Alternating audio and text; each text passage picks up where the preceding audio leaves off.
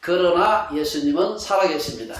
그러나 예수님은 살아계십니다. 다시 한번 우리 살아계신 예수님 생각하면서 오늘 에베소서 말씀을 함께 좀 나누었으면 생각을 합니다.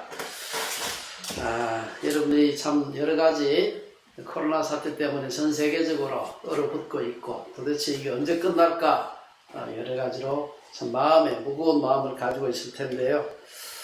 저는 하나님께서 우리들에게 이 어려운 시련을 주신 것도 뜻이 있으시라 생각을 합니다. 또 다 우리의 유익을 위해서 주신 게 아닌가. 어떤 의미에서 우리가 그동안 너무 마음에 너무 교만하지 않았나. 우리가 너무나 잘났다고 생각하지 않았나. 그런 생각을 하면서 오히려 이 시기 지나면서 사람이 참으로 약하구나. 어쩌면 우리의 마음이 더 연약해지고 어쩌면 하나님을 향해서 우리의 마음이 더 열려질 수 있는 그런 시기가 아닌가 그런 생각을 해보았습니다. 오늘 이 말씀은 제가 늘 인용하는 그런 참 제가 좋아하는 말씀이기도 하고 늘 제가 인용하는 말씀입니다. 그래서 제목을 사랑 안에서 진리를 말하라. 사실 지난 수년 동안 지난 여러 해 동안 우리 한국 사회를 사실은 갈기갈기 찢어놓고 있는 좌우 이데올로기의 대립이 굉장히 심합니다. 어느 시대나 사실은 그런 갈등은 있습니다만은 그러나 이 이데올로기적인 갈등에 더해서 세대 간의 갈등도 굉장히 심하고요. 이 두 가지가 오히려 세대 간의 갈등과 이데올로기적인 갈등이 두 개가 어우러져 가지고 우리가 지금 극심한 그런 갈등을 경험하고 있지 않나 생각을 해봅니다. 게다가 이런 갈등을 부추기는 수많은 어떤 의미에서 통제할 수 없는 수많은 인터넷 방송국들까지 있어가지고 점점 더 어려워지고 있지 않나 생각을 해봅니다. 그래서 오늘 이 말씀을 가지고서 이 갈등의 시대에 우리가 어떻게 우리와 의견을 달리하는 사람들을 대할 수 있고 그들과 대화할 수 있고 이해할 수 있을까? 오늘 이 말씀을 가지고 한번 좀 생각을 해봤으면 좋겠습니다. 오늘 이 말씀의 첫 번째로 우리가 생각해 볼 수 있는 것은 제가 본문으로 정하진 않았습니다만은 두 여인에 대한 얘기를 좀 소개하려고 합니다. 하나는 우리 지난번 우리 황전사님 설교하면서 인용을 했던 그런 요한복음 4장의 말씀입니다. 여기 보면 다 아는 얘기입니다만은 예수님께서 예루살렘에서 갈릴리로 가시면서 사마리아를 지나면서 수가성을 지나게 됩니다. 거기서 행로에 길을 가시다가 고원에서 물을 길러러 온 한 여인에게 물을 좀 달라. 그랬을 때 그 여인이 당신은 유대인으로서 어찌하여 사마리아 여자인 나에게 물을 달라고 합니까? 그러면서 이어서 보면은 이는 유대인들이 사마리아인들과 상종하지 않음이라 그런 말이 있어요. 그래서 상당히 그 말의 이 톤은 나타나 있지 않지만 아주 투명스럽게 이 여인이 얘기를 했지 않았을까 생각을 하는 겁니다. 그녀는 예수님을 어떻게 생각했을까요? 처음에는 자기들만 잘난 척하고 사마리아인들을 무시하는 한 유대인 남자로 생각했던 것 같습니다. 아마 그 여인의 말 속에는 그렇게 잘난 척하는 유대인 남자들도 결국 물 마르니까 물 먹어야 되지. 그래 물 안 먹고 니 견딜 수 있겠어? 아마 약간의 빈정거림이 그 속에 들어있었을 수도 있었을 겁니다. 이에 대해서 예수님께서는 10절에서 보면은 4장 10절에서 보면은 네가 만일 하나님의 선물과 또 네게 물 좀 달라 하는 네가 누구인 줄 알았더라면 네가 그에게 구하였을 것이요 그가 생수를 네게 주었으리라.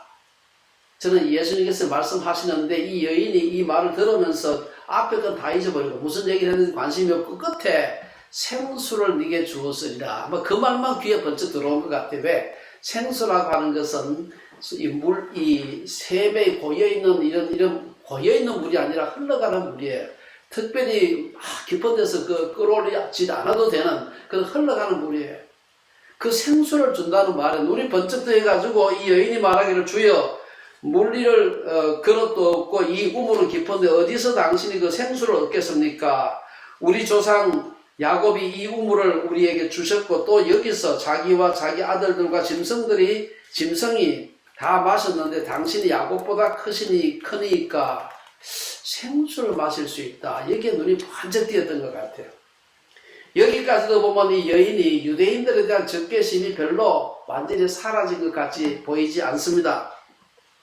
13절 14절에 보면 예수님께서 이 물을 마시는 자마다 다시 목마르리니와 내가 주는 물을 마시는 자는 영원히 목마르지 아니하리라. 내가 주는 물은 그 속에서 영생하도록 솟아나는 샘물이 되리라. 이제 여기서 여인의 눈이 번쩍 뜨게 됩니다. 물기르러 오지 않아도 된다? 늘 그 영생하도록 솟아나는 샘물이 되니까 이제 다시는 물기르러 안 와도 되니까 얼마나 좋겠습니까? 그러니까 이 여인이 다른 거 다 놔두고 주여 그런 물을 내게 주사 목마르지도 않고 여기 물을 기르러 오지도 않게 하옵소서. 처음에는 예수님이 물을 달라고 했는데 이제는 이 여인이 예수님께 물을 달라고 하는 행복으로 바뀌게 됩니다.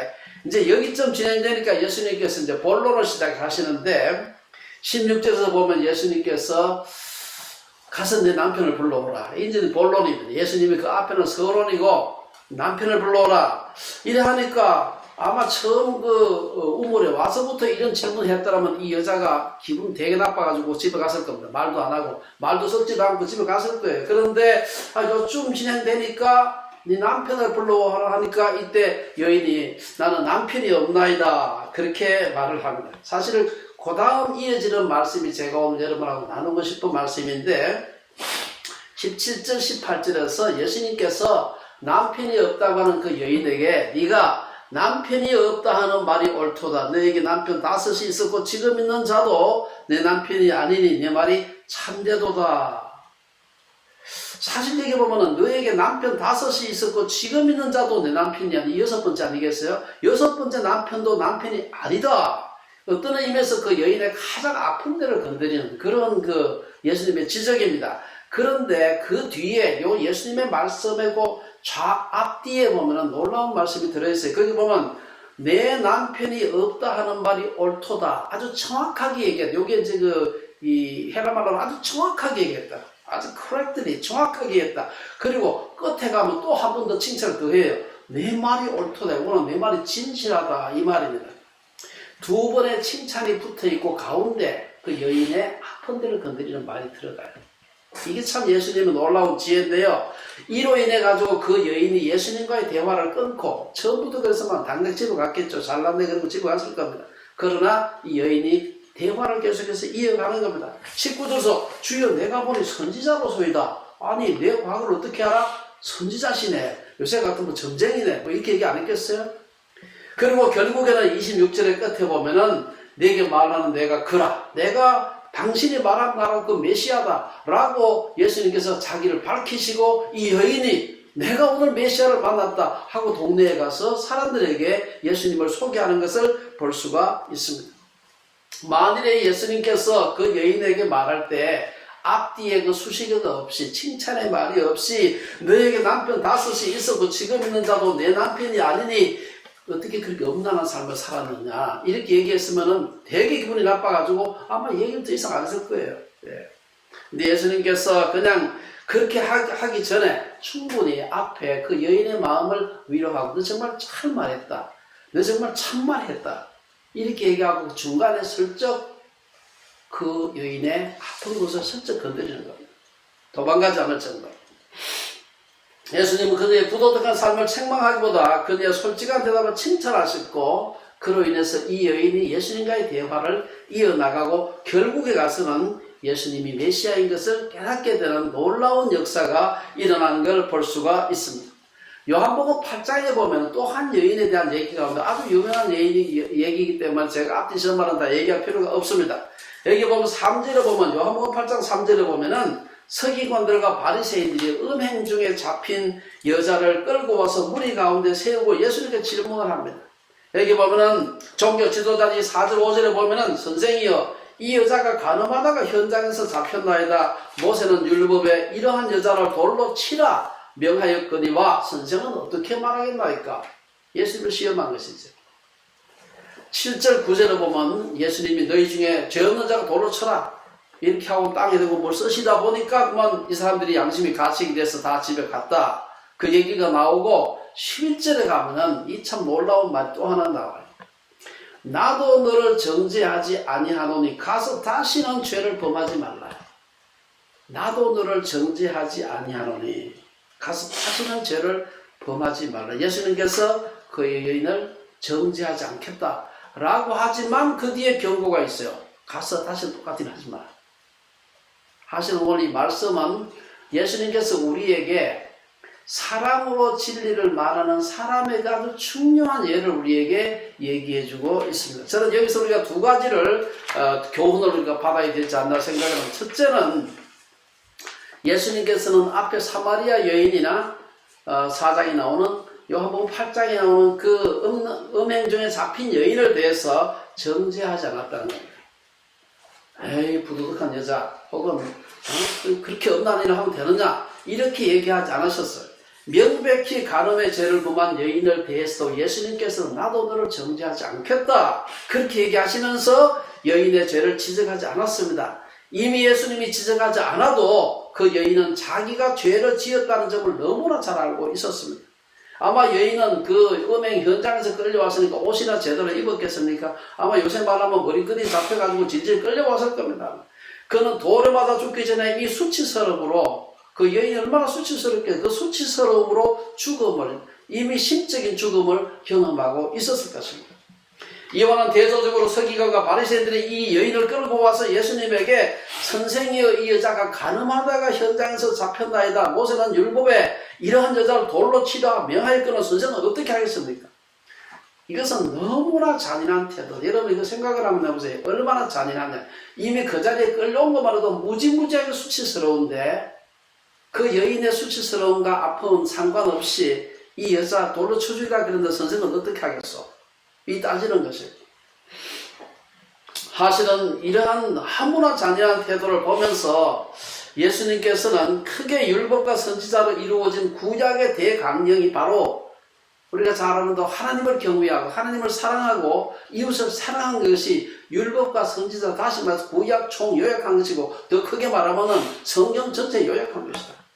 그렇게 얘기했는데 율법의 전문가 다시 말해서 성경의 전문가라고 하는 이 서기관과 바리새인들의 말 속에는 율법의 정신, 성경의 정신이 하나도 들어있지 않다는 사실입니다. 사람을 긍휼히 여기는 마음이 티끌 만큼도 그들의 말 속에 포함되어 있지 않다는 것입니다. 이것은 사마리아 여인의 경우도 마찬가지입니다. 사마리아 여인도 예수님이 지적하기 전에 이미 자신의 삶이 바르지 않다는 것을 알고 있었습니다. 그래서 그녀는 자신의 삶을 숨기고 싶어 했습니다. 예수님께서 그 남편에 대한 얘기를 했을 때 그 얘기 끝나고는 옆으로 얘기를 좀 끌고 다른 데로 가고 싶었어요. 그래서 종교적인 문제를 가지고 끌고 들어오기도 하고 자기 프라이버시에 대한 얘기는 타치하지 말아주세요 하는 거 아니겠어요? 예배를 어디서 드리는 게 맞습니까? 이런 엉뚱한 질문으로 그 I feeling이 아니라 we feeling의 문제를 끌고 가는 것입니다. 그런 여인에 대해서 예수님은 다시 여러 남자를 전전하는 것은 죄악된 삶이라고 지적할 필요가 없는 것입니다. 예수님은 사마리아 여인이나 간음하다가 잡힌 여인의 죄악된 행위에도 불구하고 그들에 대해서 연민의 마음이 있었다. 첫째, 예수님은 그들을 정죄하지 않았다. 두 번째 중요한 게 또 있습니다. 그것은 그렇다고 예수님이 저들의 죄악된 삶을 눈 감아준 것이냐? 그건 아니라는 것이에요. 간음하다가 잡힌 여인에게는 가서 다시는 죄를 범하지 말라. 그리고 그 사마리아 여인에게도 분명히 너에게 남편 5이 있었고 지금 있는 자도 내 남편이 아니다. 아니니 무슨 얘기입니까? 그들의 음란한 삶을 지적하셨지만 그것으로 끝나지 않고 그녀가 죄악되고 수치스러운 삶을 청산할 수 있도록 그녀의 정직한 마음을 칭찬했어요. 아주 중요한 것이죠. 저는 오늘날 우리 한국 교계에서 일어나고 있는 성소수자들, 주로 동성애 자들입니다만은 이 차별금지법을 두고서 심한 갈등이 빚고 있는 것을 알고 있습니다. 차별금지법 제정에 반대하는 사람들과 찬성하는 사람들입니다. 저는 이 두 그룹에 속한 리더들을 개인적으로 제가 다 개인적으로 알고 있는 사람들이에요. 제가 아는 한 그 법을 금지해야 된다, 차별금지법을 찬성하는 사람이나 그 다음 반대하는 사람 모두가 신앙이 좋은 분들입니다. 그들의 신앙 거짓을 할 수 없어요. 거짓이 아니고 아주 진실한 분들이에요. 그들의 신앙적 진실성을 의심할 필요가 없는 분들입니다. 차별금지법에 찬성하는 사람이라고 해서 동성애를 찬성하는 사람들이 아닙니다. 다만 동성애자들에 대한 연민의 정을 더 가져야 한다라고 얘기하는 것입니다. 이에 비해서 차별금지법에 반대하는 사람들이라고 해서 동성애 자들을 미워하는 것이 아니에요. 동성애 행위를 명시적으로 금하는 하나님 말씀을 생각해야 된다는 것이지. 그렇다고 찬성론자들이 하나님의 말씀을 무시하는 것도 아니고 반대론자들이 동성애자들을 사랑하지 않는 것도 아닙니다. 다만 전자는 사람에게 좀 더 초점이 맞춰져 있고 후자는 하나님의 말씀에 좀 더 초점이 맞추어져 있다는 것이 다를 뿐입니다. 우리는 예수님이 두 여인을 대하셨던 모습으로부터 이 논쟁을 다루는 지혜를 좀 배워야 되겠다. 오늘 참 상당히 어려운 문제인데 제가 이걸 한 번은 태클을 해야 되겠다는 생각이 들어서 오늘 이 말씀을 일부러 제가 준비를 했습니다. 서로 상대방의 부족한 점을 들추어내기보다도 잘하는 점을 좀 들추어낼 수 없습니다. 그래, 음란한 행위는 잘못한 거지만 너 참 정직하게 얘기했다. 칭찬 아니에요, 사실. 정직한 건 어디나 칭찬해야 돼. 그렇죠? 예.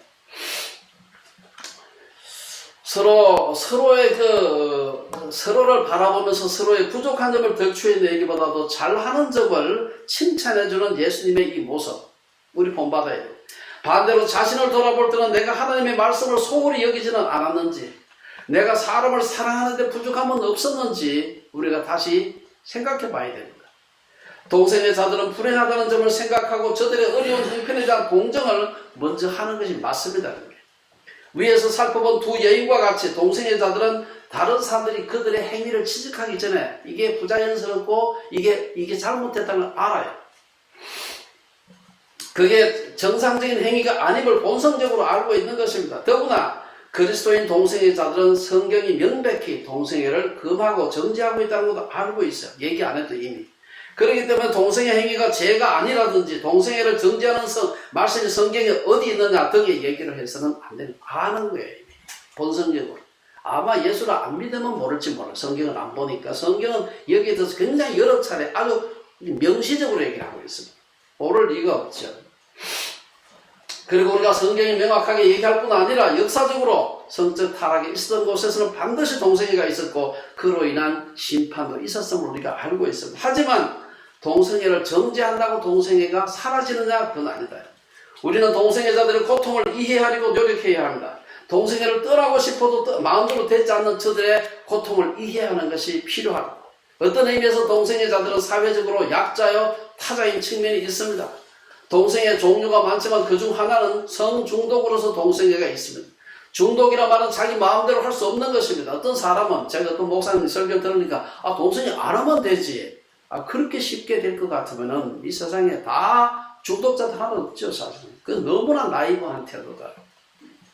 저는 이 복음서를 보면서 예수님께서 수많은 사람을 만나셨지만 두 부류의 사람들을, 성경이 주로 기록하고 복음서에 기록된 것은 주로 두 부류의 사람들을 만났던 얘기예요. 예수님은 세리와 죄인의 친구셨습니다. 우리 마태복음 11장에 그런 말씀이 세리와 죄인의 친구였다. 이 죄인 속에는 조금 넓은 의미가 있지만 장녀도 들어가고 여러 가지 많이 들어가 있겠죠. 동시에 요 한 부류가 있었고 죄인, 세리와 죄인의 친구가 되신 분이니까 친구들 중에 세리와 죄인이 많았다는 것입니다. 또한 예수님께서 늘 만났던 사람들은 종교 지도자들입니다. 이들과는 많이 부딪혔죠. 종교 지도자들 중에는 니고데모라든지 아리마대 요셉같이 또 백부장과 같이 경건한 사람도 있었어요. 그렇지만 종교 지도자들 대부분은 예수님을 대적했습니다. 흥미로운 것은 예수님은 자신의 잘못을 인정하는 사람들에게는 그들의 지위가 높고 낮든 굉장히 관대했습니다. 세리나 창녀에 대해서도 그들의 세리하면서 나쁜 짓 한 것이나 창녀 일을 한 것이나 이걸 가지고 예수님께서 그걸 덜추어내가지고 그들의 아픈 상처를 건드리지 않았습니다. 예수님이 정말 분노하셨던 사람들은 누구냐? 교만과 위선과 탐욕으로 가득 찬 당시의 종교 지도자들이었습니다. 이런 사람들에 대해서 예수님은 전혀 다르게 말씀을 하십니다. 마태복음 12장에 보면 예수님께서 안식일에 한쪽 손 마른 사람을 고쳐주시고 또한 귀신 들려 눈 멀고 말 못하는 사람을 고쳐주신 적이 있습니다. 그런데 이 일로 인해 가지고 바리새인들이 저 예수가 귀신의 왕 바알세부를 힘입어서 저렇게 고쳤다 이렇게 얘기를 합니다. 그리고 조금 뒤에 보면은 얼마나 예수님께서 그 말 듣고 화가 나셨겠어요. 그게 그 말씀을 듣고 예수님께서는 그들 가서 막 참 우리 입으로 담기 힘든 그런 욕을 하는 걸 볼 수 있어. 독사의 자식들아, 너희는 악하니 어떻게 선한 말을 할 수 있겠느냐. 이런 마음에 가득한 것을 입으로 말하는, 마음에 그걸로 악한 것으로 가득하니 그런 말밖에 안 나오지.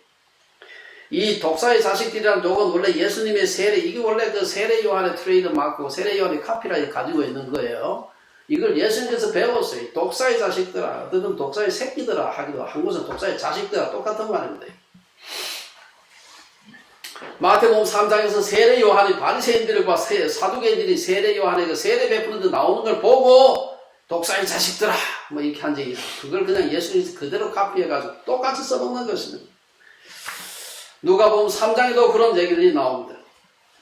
유대 종교 지도자들을 향한 예수님의 주름한 책망은 마태복음 23장에 가면 아주 길게 나옵니다. 예수님은 마태복음 23장 13절에서 19절에 보면은 외식하고 교만한 서기관과 바리새인을 향해서 무려 7차례나 예수님께서 그 마태복음 5장에 보면 복 있는 사람은 악인의 꾀를 쫓지 않고 8가지 팔복이 나오잖아요. 여기 7가지 저주가 나와요. 여기 보면. 거기 보면은 이 얼마나 그 화 있을 진절한 말을 여러 차례 반복하는지 모릅니다. 이런 사람은 화가 있다. 그 화가 있다고 말하는 말 뒤마다 나오는 게 외식하는 서기관과 바리새인들이에요. 외식하는 서기관과 바리새인, 그리고는 그들을 가리켜서 정말 이런 표현을 어떻게 하셨는지 회치라 무덤 같다. 저는 어릴 때 회치라 무덤이 뭔지 몰랐습니다. 하얀 회 있죠, 회. 무덤은 안에 시체가 들어있는 것인데 그 무덤에다가 회치를 하얗게 해놓으면 되게 아름답게 보이는 것 같지만 사실은 안에 시체가 썩어가는 시체가 있는 것이죠. 회치란 무덤 같고, 그리고 아까 말씀드린 대로 이 뱀들아, 독사의 새끼들아, 어떻게 지옥의 판결을 피하겠느냐, 이 아주 지독한 욕을 하는 걸 볼 수가 있습니다. 그러면서 예수님은 모든 죄는 회개함으로 용서를 받지만 성령을 해방하는 죄는 사심을 얻지 못한다. 마태복음 12장 31절에도 그 말씀을 하고 있습니다. 그러면 성령을 해방하는 죄가 뭘까? 마태복음 12장에 보면은 바알세부를 힘입어서 예수님께서 귀신 들린 자를 고쳐준다는 말씀 하시고 난 뒤에 이 말씀이 나와요. 성령을 해방하는 자는 용서함을 얻지 못한다. 왜 바리새인들은 예수님이 바알세부를 힘입어서 신유를 일으킨다고 했고 예수님은 왜 그것을 그들이 성령을 해방하는 죄라고 그들을 나무라셨을까? 이거 조금 생각해 보셨어요? 예수님 앞뒤가 조금 안 맞는 것 같죠? 바알세부를 힘입어서 병을 고친다. 너희들이 지금 성령을 회복하는 죄를 범하고 있다. 이렇게 얘기를 하는 것입니다.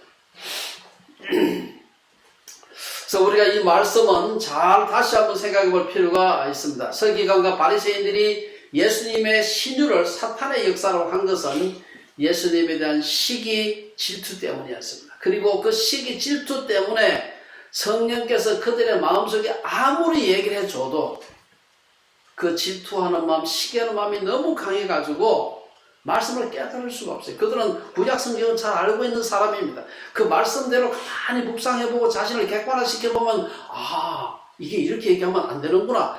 성령께서 가르쳐 주는데도 다 무시하고 시기와 질투에 눈이 멀어가지고 성령의 역사를 갖다가 이 바알세불의 역사라고 하니까 예수님께서 그들을 향해서 그 성령을 해방하는 죄고 그건 용서하지 못한다. 용서받지 못한다.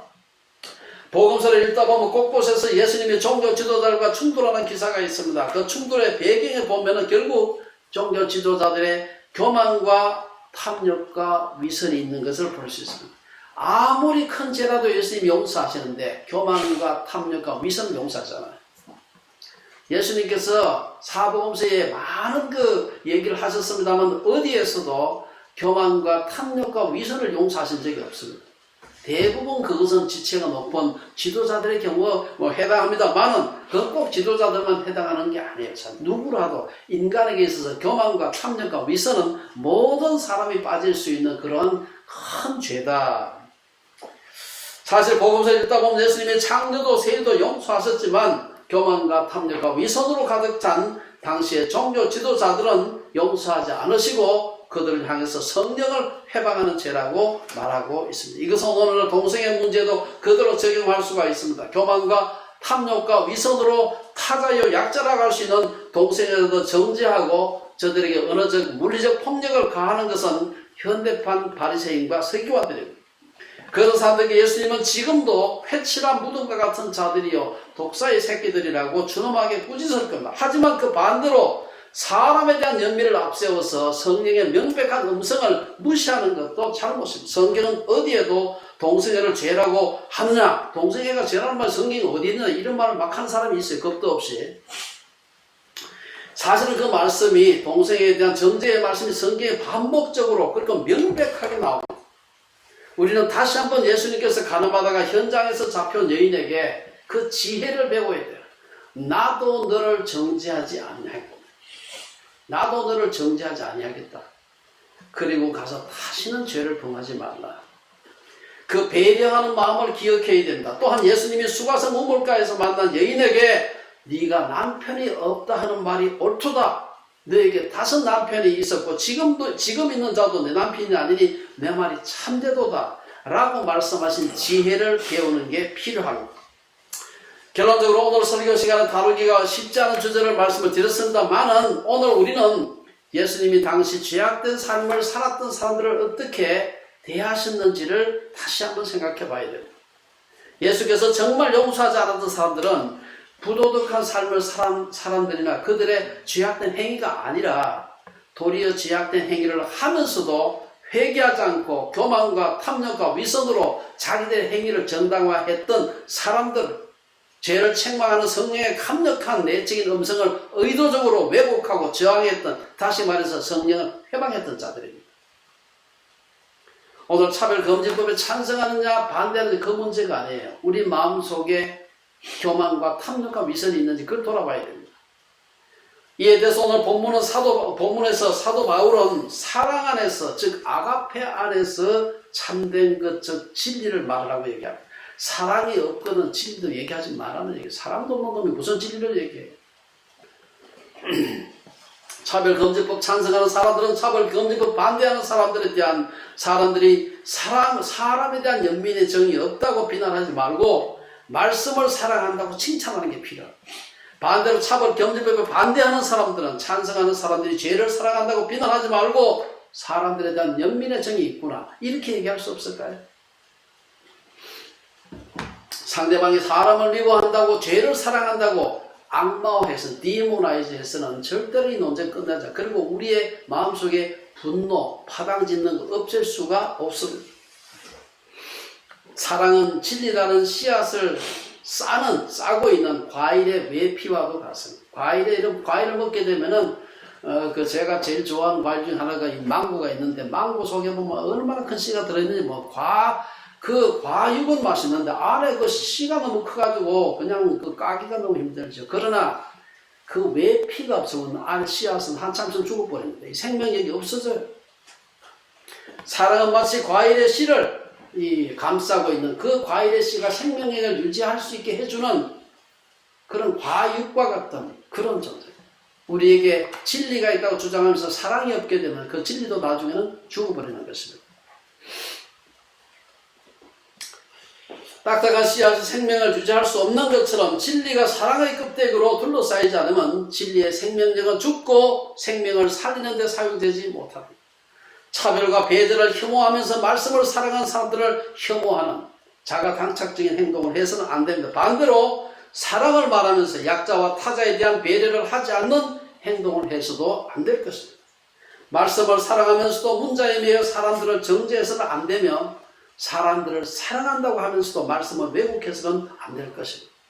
약자와 타자에 대한 연민의 정을 잃지 않으셨던 예수님처럼 사랑 안에서 참된 것을 말하라는 바울의 권면과 같이 사랑 안에서 진리를 말하는 주빌리의 식구들이 되시기를 주의 이름으로 축원합니다. 기도하겠습니다.